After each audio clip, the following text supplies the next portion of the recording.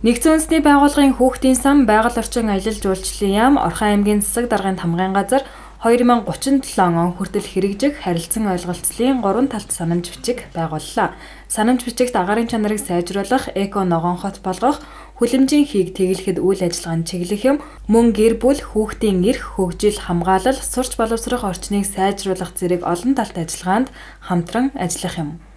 Юуны өмнө бас энэ гурван талт санамж бичигт манайх байгаль орчин аялал жуулчлалын яам, Орхон аймгийн засаг даргын тамгын газартай хамтран гурван талт одоо санамж бичгийг зурж байгаадаа маш их таатай байна. Өнөөдөр ингээд сайд өөрийн биеэр бас энэ гурван талт санамж бичгийг зурхаар Улаанбаатар хотоос ирсэн байна. Ингээд санамж бичгийг зурхын тулд бид бүхний зүгээс 2 сар гаруй хугацаанд бас өөр өөрсдийн ажилдаг чиглэл тэргүүлэх одоо чиглэлүүдээ бол бас тодорхойлж хаана бид нэр хамтарч юун дээр хамтарч ажиллаж болохоор өнө гэдэг зүйлсээ тохирсон. Юунд бол мэдээж одоо юу гэдэг орон нутагт ээлбэг байдаг одоо ядуурлын асуудал байж гин, боловсролын асуудал байж гин, эрүүл мэндийн асуудал байж гин, хүүхэд хамгааллын асуудал байж гин. Энэ олон чиглэлээр бид нэр хамтарч ажилласнараа бол хамтын ажиллагаагаа өргөжүүлэх одоо эхлэл нь ингээд энэ санамж бичгээр бол тавигдчихж байна. За тэгээд бас энэ санамж бичгийн хүрээнд бас хамгийн төлхөө бас ажиллах ёстой чиглэлүүдээс цухас дурдъя гэж бодож байна. Үүнд бол уур амьсгалын өөрчлөлт, ялангуяа бид нар бол UNICEF-ээс нэгдсэн үндэсний байгууллагын хүүхдийн сангаас өмнө зах зээлд лицензийн одоо нэвтрүүлсэн юм бүтээгдэхүүн байдаг. Монгол гэрийн дулаалга, халаалт, агаар сэлгэлтийн багц гэсэн юм бүтээгдэхүүн байгаа. Энэ бүтээгдэхүүнийг бас танилцуулах чинь. За боловсролын чиглэлээр гэх юм бол одоо сургуулийн өмнөх боловсролын асуудлаар бид нар ялангуяа хүүхдийн одоо сургуулийн өмнөх боловсрол буюу цэцэрлэгийн тулгамдсан асуудлууд байж байна. За эрүүл мэндийн чиглэлээр бол мэдээж бас орон нутагт одоо 5 хүртэлх насны хүүхдийн эндэгдэл бас тодорхой хэмжээнд бас нэлээд юм өндөр байдаг. Энэ чиглэлээр бас бид нар хамтарч ажиллана. Гэх мэтчлэнгийн одоо хүүхэд хамгаалал, за тэгээ орон нутагт бас маш их элбэг байдаг тулгамдсан асуудал бол орон нутгийн ус хангамж, ариун цэврийн байгууламжийн асуудал байдаг. Тэгэхээр гэх мэтчлэнгээр маш олон өргөн цар хүрээтэй ийм түншлэлийн бол хамтран ажиллах түншлэлийн эхлэл нь бол ингэж тавигдж байгаад бол туйлын баяртай байна.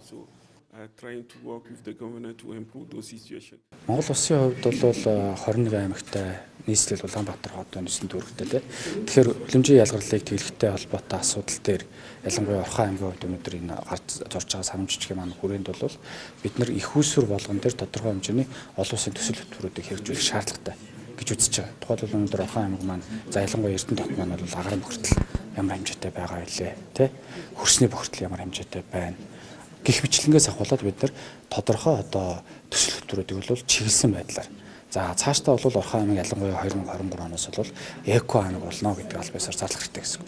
За бид нар сая Египт улсын Шарм эль-Шейх хотноо болсон уур амьсгалын өөрчлөлтийн конвенцийн талуудын нүүбийн 27 дугаар байгууллагад оролцсон. За энэ хурал дээр бол бид нар жишээлх юм бол Европын сэргээн босгол төгслийн банктай сэргээгдэгч мөчээр хангагдах цэнэглэх цэгийг байгуулах буюу цахилгаан автомашинтай болгох энэ ажлыг бол бид нар жишээлбэл эхлүүлэх гээд төсөл хөтөлбөрөнд ажиллаад эхэлсэн явж байна. За энэ маань бол Улаанбаатар хотын хэмжээнд хэрэгжихээр төсөл хөтөлбөрүүдийг өгч исэн бол нэмэх нь Орхон аймаг буюу Эрдэнэ тот маань орно гэсэн. За Эрдэнэ хотын хувьд бол 40 мянган машинтай та нар маань өөрсдөө 40 мянган машинтай мэдж байгаа. Гэх мэтлэнгээс ахуулаад аль болох энэ хүлэмжийн ялгарлыг бууруулах тал дээр тодорхой явж байгаа олон улсын төсөл хөтөлбөрүүдэд тэргүүн зэрэгт одоо хамрагдах юм боломж нь өөрөө бүрдчихэж байна. Хоёрдугаарт аймгийн удирдлагууд болон мэрэгчлэлтэй албан хаагчдаас ахуулаад олон улсын түвшинд явж байгаа сургалт, семинар, мөн одоо төсөл хөтөлбөрүүдэд өөрсдөө явж хамрагдах юм бүрэн дүрэн боломжтой болж байгаа гэж ойлгож байна. Засгийн тамгын газар байгаль орчин аялал жуулчлалын яам нүүбийн хүүхдийн сантай хамтран 4 чиглэлд 24 ажлыг төлөвлөж санамж байгууллаа. За энэ бол одоо бас Орхон аймгийн засаг дарга түүний тамгын газар Орхон аймгийн одоо албан хаагчд бол нэгдсэн үндэсний байгууллага байгаль орчны яамны одоо хэрэгжүүлж байгаа төслийг бол дэмжгээ илэрхийлж бас 2-3 сар одоо тодорхой үйл ажиллагаа бол бэлтгэл ажлыг хангаж судалгаа шинжилгээнд одоо хамрагсны үр дүн гэж харж байгаа. За энэ одоо санамжийг хэрэгжснээрээ бол Орхон аймгийн хүүхдүүдэд, эмэгтэйчүүдэд зам агаар орчны бохирдол тодорхой одоо гендрийн асуудал ч гэсэн энэ төр нэлээдгүй яригдж байгаа. Бидний одоо зорж байгаа зорилго яг өнөөдрийн хийж байгаа ажил бол Монгол гэрийг дулаалах одоо агаар сэлгийн системийг сайжруулах ажил бол зөвхөн одоо энэ санамж чиглэлийн нэг одоо ажил нь. Цаашдаа бид нар 20 гаруй ажлыг хийнэ.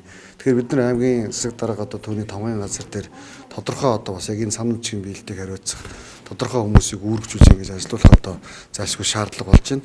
За мэдээж 21 аймагаас одоо анх удаа хэрэгжиж байгаа гэдгийг бол одоо анх удаа санамжийг байгуулж байгаа гэдэг байгууллагын орчин ажилуулсан сайд бол тодорхойлж ярьлаа. За энэ нь бол ер нь олон улсын хөрөнгө оруулалтууд, нүүбийн хөрөнгө оруулалтууд бол Монгол улсад хэрэгжихдээ бол хамгийн анхны одоо хэрэгжих одоо цэг нь гэдэг юм аймаг нь бол манай аймаг болж байгаад бол бид хүн баяртай байгаа. Мэдээж аймаг орон нутгийн иргэдийн дундх павильон, аймаг орон нутгийн хөрөнгө оруулалтууд, аймаг орон нутгийн одоо төсвийн асуудлууд бол хүндрэлтэй байгаа учраас ингэж одоо аймгийн засаг дарга олон улсын төслүүдийг аймаг орон нутгад татж ирж байгаа нь бол бас их сайн гэж ингэж харж байгаа.